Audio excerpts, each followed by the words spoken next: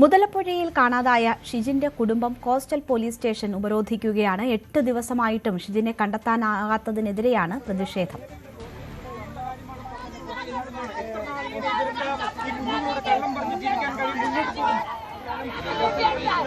ഇന്ന് 8 ദിവസമായിട്ടുണ്ട്. നമ്മൾ എത്രയെന്നും പറഞ്ഞിട്ട് കാത്തിരിക്കാനായിട്ടാണ്. നമുക്ക് ആ കല്ലിന്റെ ഇടയിൽ ക്യാമറയുടെ ഇത് ചെയ്ത് നമുക്ക് തിരച്ചിൽ നടത്തി അത് നമുക്ക് എത്രയും പെട്ടെന്ന് നമുക്ക് കിട്ടിയ അതാണ് നല്ലത്. നമ്മൾ ഇന്നിപ്പോ 8 ദിവസം കൊണ്ട് നമ്മൾ അവന് വേണ്ടിയിട്ട് കാത്തിരിക്കുന്നു. നമുക്ക് നമുക്കൊരു തീരുമാനം കണ്ടെത്താനായിട്ട് ഇതിന് കഴിയുന്നില്ല. സർക്കാരിനായാലും ഈ സ്കൂബിയുടെ ഒന്നിനും കഴിയുന്നില്ല. ഇന്നലെ 3 പിള്ളേർ വന്ന് തിരച്ചിൽ നടത്തി, അവർക്ക് കണ്ടെത്താൻ പറ്റുന്നില്ല. അപ്പൊ നിങ്ങൾ ആ ക്യാമറയുടെ ഇത് ചെക്ക് ചെയ്ത് നോക്കുമ്പോഴത്തേക്ക് അതിനിടയിൽ ഇരിപ്പുണ്ടല്ലോന്ന് അറിയാമല്ലോ. അപ്പം നിങ്ങൾ ചിന്തിക്കുന്നത് മനുഷ്യത്വ ഈ ഒരു വ്യക്തി ആയതുകൊണ്ടാണെന്നാണ് നിങ്ങൾ ചിന്തിക്കുന്നത്. അവന്റെ ഇതിന് ഒരാളാണെങ്കിൽ അതിനൊരു വിലയുള്ളതാണ്. അതുകൊണ്ട് നമുക്ക് ഇതിനുള്ള തീരുമാനങ്ങൾ നിങ്ങൾ എത്രയും പെട്ടെന്ന് കണ്ടെത്തി നമുക്ക് വീണ്ടും 1 മാസം 2 മാസം വരെ നമുക്ക് നീണ്ടുപോകാൻ പറ്റൂല. നമുക്ക് എത്രയും പെട്ടെന്ന് അവനെ നമ്മൾ കണ്ടെത്തി തരണം. നമ്മൾ പോയതേ പോയി, നമുക്ക് അവന്റെ ഇതെങ്കിലും തിരിച്ച് വേണമല്ലോ. ഒരാളിന്റെ ജീവനായിരുന്നാൽ അത് വിലയുള്ളതാണ്. അതിനുള്ളൊരിത് നമുക്ക് കണ്ടെത്തി തരണം.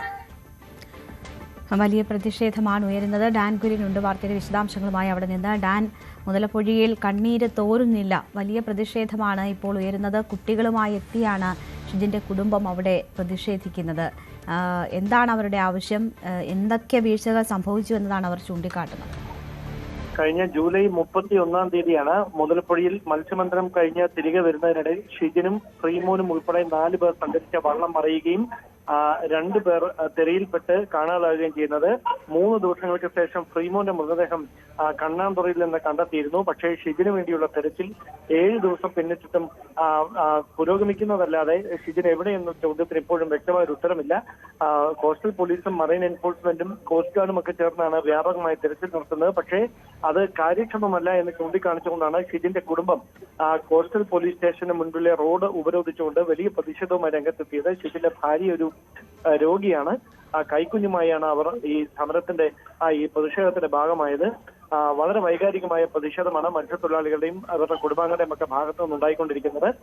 എന്തായാലും ഫിഷറീസ് വകുപ്പിന്റെ ഭാഗത്തുനിന്ന് കൂടുതൽ കാര്യക്ഷമമായ ഇടപെടൽ ഷിജിനെ കണ്ടെത്തുന്നതിന് വേണ്ടി ഉണ്ടാകണമെന്ന ആവശ്യമാണ് ഉയരുന്നത്. സമാനമായ തരത്തിലാണ് വിഴിഞ്ഞത്തും ജോണിന്റെ കുടുംബവും പ്രതിഷേധവുമായി രംഗത്തെത്തിയിരിക്കുന്നത്. പുല്ലുവിള സ്വദേശിയായ ജോണിനെയും 31-ന് തന്നെയാണ് കാണാതായത്. അതായത് ഈ സ്ഥലങ്ങളിലൊക്കെ അപകടം ഉണ്ടായി കഴിഞ്ഞ് മണിക്കൂറുകൾക്ക് ശേഷം മാത്രമാണ് കോസ്റ്റൽ പോലീസിന്റെ സാന്നിധ്യം തെരച്ചിലായി എത്തുന്നത്.